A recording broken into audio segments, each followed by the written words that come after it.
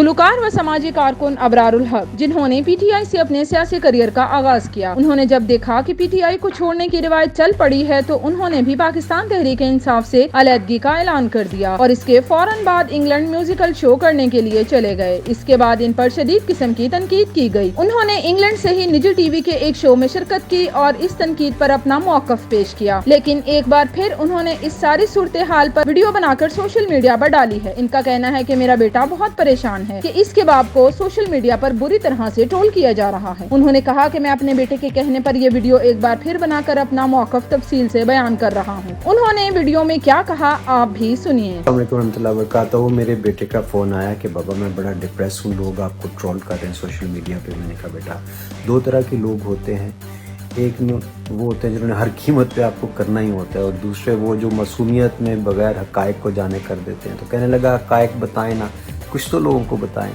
تو میں نے دیکھا تو 4-5 پوائنٹس میرے ذہن میں آئے کہ ہوا کیا تھا۔ نمبر 1 تو لوگ جاننا چاہتے ہیں سیاست کیوں چھوڑی، اس کا جواب کوئی بھی نہیں ہے کیونکہ سب کو پتہ ہے، اور میں نے تفصیلی پریس کانفرنسز پہ کر دی تھی۔ نمبر 2 کہ میں نے علیم خان کی سوسائٹی کے لیے آتے ہی ادھر جناب شو کر دیا۔ تو اس کا جواب بڑا سمپل ہے کہ علیم خان کی سوسائٹی نہیں تھی، یہ ایک انٹرنیشنل ٹریڈ ایکسپو تھا جس میں بہت سارے لوگ آئے ہوئے تھے، اور بڑے بڑے پراپرٹی ٹائکونز، انہوں نے پراپرٹیز بیچی، پاکستان میں اس کا سرمایہ گیا، اور یہ 2-3 مہینے پہلے کا ارینج کیا ہوا شو تھا۔ یہ علیم خان صاحب کی سوسائٹی کا شو نہیں تھا۔ تیسرا سوال یہ تھا کہ جی پیسے سے اتنی محبت ہے آپ کو کہ سیاست چھوڑتے ہی آپ سیدھا اگر شو کرنے کے لیے آ گئے ہیں؟ اس کا جواب یہ ہے کہ بالکل اتنی محبت نہیں ہے۔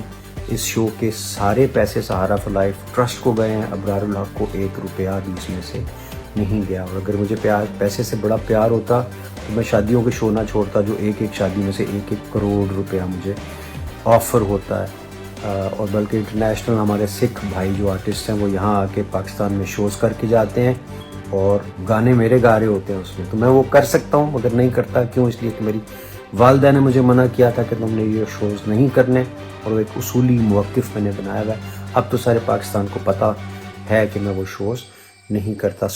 اگر کرتا ہوتا تو پھر میں مطلب اگر پیسے سے محبت ہوتی تو پھر میں سب سے پہلے وہ کر لیتا۔ پھر اگلی بات یہ ہے کہ جی کہ پی ٹی آئی کے کارکنان نے وہاں پہ کوئی ہلڑ بازی کی، بالکل ہی بے بنیاد خبر ہے یہ۔ انہوں نے ایک ادھر سے چیز اٹھائی ہے، ایک ادھر سے اٹھائی ہے، اور ایک ایسی سنسنی خیز چیز بنا کے پیش کر دی جس کو خود دیکھ کے میری ہنسی آ جاتی ہے کہ کیا زبردست انہوں نے کام کیا۔ اور کئی تو گانے بھی ایسے ایسے ڈب کر دیے انہوں نے جو وہم و گمان بھی نہیں انسان کو۔ بہرحال جس نے بھی کام کیا کریٹیولی وہ بڑا ذہین آدمی تھا، اور اس میں ٹکے کی صداقت نہیں ہے۔ بلکہ پی ٹی آئی والے بعد میں جو میرے پاس آئے، جی ہم نے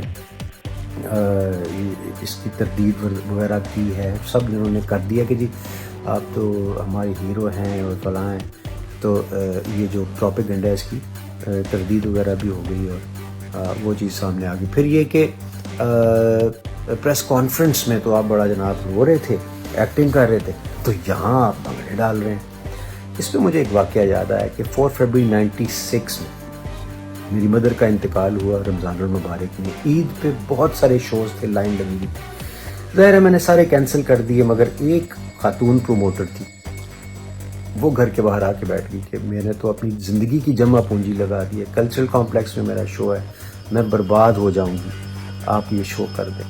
میرے والد صاحب کے پیروں میں آ کے بیٹھ گئی، تو انہوں نے مجھ سے کہا چل کر دے سو، مر جائے گی، کہندی ہے پئی، روندی ہے پئی۔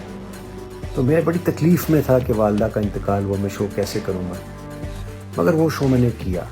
اور اس وقت آپ کو پتہ چلتا ہے جب آپ